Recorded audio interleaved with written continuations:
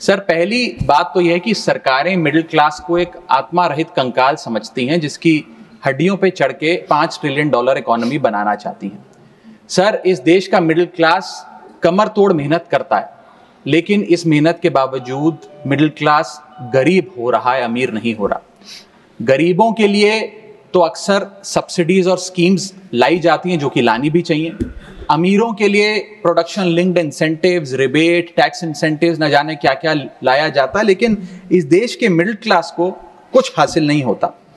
ऐसा लगता है कि सरकारें समझती हैं कि देश के मिडिल क्लास के ना सपने हैं ना अरमान है, लेकिन वो सोने का अंडा देने वाली वो मुर्गी है जिसकी गर्दन जब चाहे मरोड़ के टैक्स वसूल लिया जाए। इसी के चलते सर मैं कहना चाहता हूं कि इस देश में मांग यानी कि डिमांड इसलिए गिर रही है क्योंकि इस देश का मिडिल क्लास सिकुड़ रहा है। तमाम आंकड़े एफएमसीजी सेक्टर से लेके गाड़ी बेचने वाले कंपनियों के सेल्स के आप उठाकर देखेंगे तो वो आपको यही बताएंगे कि इस देश का मिडिल क्लास खर्च नहीं कर रहा, और खर्च इसलिए नहीं कर रहा क्योंकि उसकी जेब में आमदनी ही नहीं है। मिडिल क्लास खाली सेंसस के लिए नहीं है सर, उसके भी अपने अरमान हैं, उसके अपने सपने हैं। 1989 में यूनाइटेड स्टेट्स ऑफ अमेरिका में एक पिक्चर बनी थी जिसका नाम था Honey I shrunk the kids. मुझे लगता है भारत देश में वर्ष 2025 में पिक्चर बननी चाहिए, honey I shrunk India's middle class. Sir, मैं आपको साफ तौर पे बताना चाहता हूं कि मिडिल क्लास टैक्स उससे वसूला जाता है जैसे उससे किसी अधिकार से हम टैक्स ले रहे हैं और सुविधा उसको एहसान मुताबिक दी जाती है। सर, नेस्ले इंडिया के अभी आंकड़े आए जो इस देश की सबसे बड़ी एफएमसीजी कंपनियों में आता है।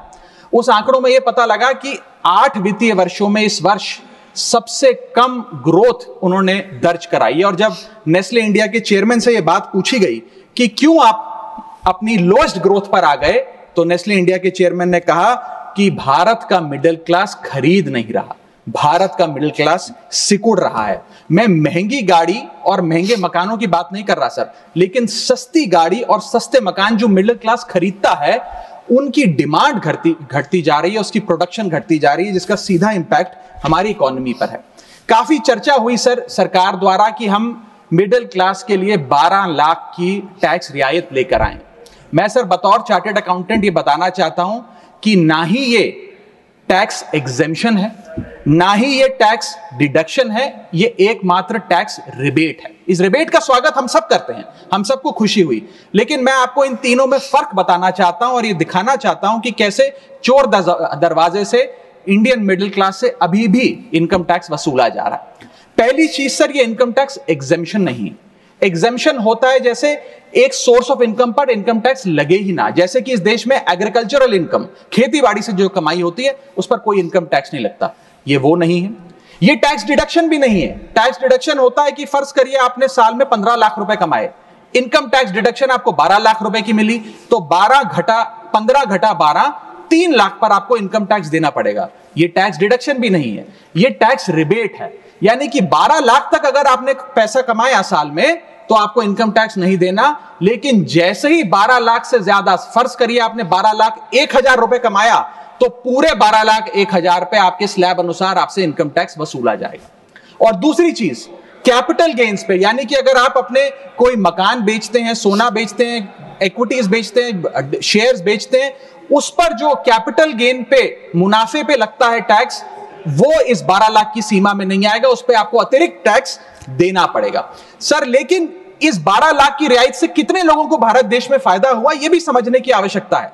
हम 140 करोड़ की आबादी वाले देश में रहते हैं जिसमें मात्र 8 करोड़ लोग इनकम टैक्स की रिटर्न भरते हैं, और इन 8 करोड़ लोगों में से मात्र 3 करोड़ लोग इनकम टैक्स भी भरते हैं। यानी कि 8 करोड़ लोग इनकम टैक्स की रिटर्न भरते हैं, 5 करोड़ लोग जीरो इनकम दिखा के अपनी इनकम टैक्स की रिटर्न भरते हैं, जीरो टैक्सेबल इनकम, और उनसे कोई इनकम टैक्स नहीं वसूलती। लेकिन जो बाकी 3 करोड़ बचे, मात्र वो ही इनकम टैक्स भरते हैं। तो किन लोगों का फायदा हो रहा है, यह भी समझने की आवश्यकता है। और इसका मुकाबला आप करिए सर, सीएमआई का डेटा बताता है कि इस देश में कंजम्पशन के आधार पे 43 करोड़ इंडियन, 43 करोड़ भारतीय भारत की मिडिल क्लास में आते हैं। 43 करोड़ में से मात्र 2 से 3 करोड़ लोगों को ही इसका फायदा होने जा रहा है। उसका हम स्वागत करते हैं, लेकिन बाकियों के लिए क्या? वित्त मंत्री जी ने यह फैसला जब सुनाया तो कहा कि इससे भारत की कंजम्पशन बढ़ेगी, खपत बढ़ेगी और इकोनॉमी का चक्का, इकोनॉमी का पहिया चलने लग जाएगा। मैं आपको बताना चाहता हूं और इस सदन में भविष्यवाणी करता हूं सर कि इस टैक्स रियायत से इस देश की कंजम्पशन नहीं बढ़ने वाली। अगर आप वास्तव में इस देश की खपत यानी कि कंजम्पशन बढ़ाना चाहते हैं तो आपको इनकम टैक्स के साथ साथ जीएसटी नाम का टैक्स कम करना पड़ेगा, क्योंकि जीएसटी वो टैक्स है जो इस देश का अमीर से अमीर आदमी और गरीब से गरीब आदमी भी देता है। जब गरीब आदमी अपने घर में चूल्हा जलाने के लिए माचिस खरीदता है तो उस पर भी जीएसटी देता है, और अमीर आदमी जब सफर करने के लिए मर्सिडीज और बीएमडब्ल्यू खरीदता है उस पर भी जीएसटी देता है। जीएसटी वो लोग भी देते हैं जो इनकम टैक्स नहीं भरते, जीएसटी वो लोग भी देते हैं जिनको सरकार उन 80 करोड़ भारतीयों को जिनको फ्री राशन देती है, जीएसटी उनसे भी वसूला जाता है। तो सही मायने में अगर आप भारत में खपत यानी कि कंजम्पशन को बढ़ाना चाहते हैं, इकोनॉमी रिवाइव करना चाहते हैं, तो आपको जीएसटी कम करना पड़ेगा और जीएसटी स्ट्रीमलाइन करना पड़ेगा।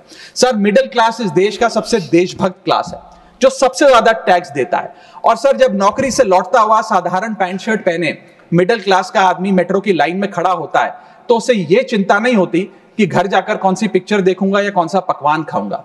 उसे यह चिंता होती है कि मैं अगले हफ्ते अपने बच्चों की फीस कैसे भरूंगा, बाबूजी का ऑपरेशन कैसे कराऊंगा, या बड़े साल नौकरी कर ली अब एक स्कूटी खरीद लेता हूं, लेकिन जब बाजार जाता है तो पता लगता है वो स्कूटी जो 4 लाख की जो 40,000 की मिलती थी वो अब 1 लाख रुपए की मिलने लगी, या वो ऑल्टो गाड़ी जो 3-3.5 लाख की मिलती थी अब 10 लाख रुपए की मिलने लगी। ये सच्चाई है सर, और इसलिए है क्योंकि सर सैलरी बढ़ती नहीं, बचत होती नहीं, सिर्फ और सिर्फ महंगाई बढ़ती है। और सर, मैं ये भी आपको बताना चाहूंगा, रिपोर्ट्स बताती है, इकोनॉमिक सर्वे ऑफ इंडिया बताता है कि सैलरी औसतन मात्र 3% बढ़ी है पिछले वित्तीय वर्ष में, जबकि food inflation 10%, health care inflation 15% और कंज्यूमर प्राइस इन्फ्लेशन और न जाने कितनी इन्फ्लेशन तो इनसे कहीं ज्यादा ऊपर आंकड़ों पर आज मंडरा रही है, लेकिन उसके मुकाबले सैलरी मात्र 3% बढ़ी। सर, देश का मिडिल क्लास एक बहुत बड़े डेट ट्रैप में भी फंसने जा रहा है। मैं ये भी भविष्यवाणी आज करना चाहूंगा, क्योंकि भारत का household debt to GDP ratio आज 40% पे खड़ा हो गया। सरल भाषा में बताऊं तो भारत के मिडिल क्लास परिवार आज रोजमर्रा के जीवन के लिए, अपने डेली एक्सपेंसेस के लिए लोन लेने पर मजबूर हो गए हैं, चाहे वो पर्सनल लोन हो, चाहे वो क्रेडिट कार्ड के जरिए हो, या चाहे वो अन्य प्रकार से फाइनेंशियल इंस्टीट्यूशन से ब्याज पर पैसा लेना हो।